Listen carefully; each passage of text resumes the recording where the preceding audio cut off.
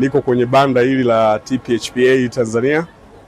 Kwanza niwapongeze TPHPA Tanzania na nimpongeze Profesa Ndunguru kwa kazi kubwa anafanya. Sisi wakulima, mimi ni mkulima wa kati ambaye najua baada ya miaka 10-20 naweza kuwa mkulima mkubwa.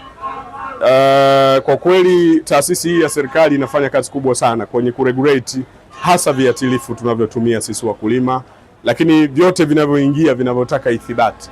Lakini kipekee nimpongeze mkurugenzi wa taasisi hii Profesa Ndunguru, anafanya kazi kubwa na timu yake kuweza kumanage.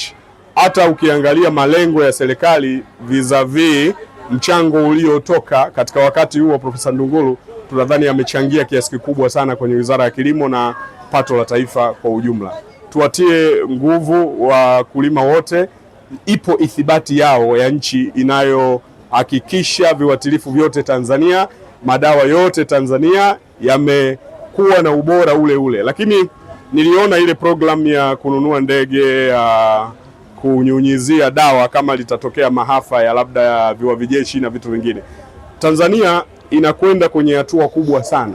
Mimi binafsi nimenufaika sana na ushauri wa Profesa Ndunguru. Kwa kweli tunamuombea, lakini tunaiombea TPHPA Tanzania, endeleeni kufanya kazi. Mungu awabariki sana.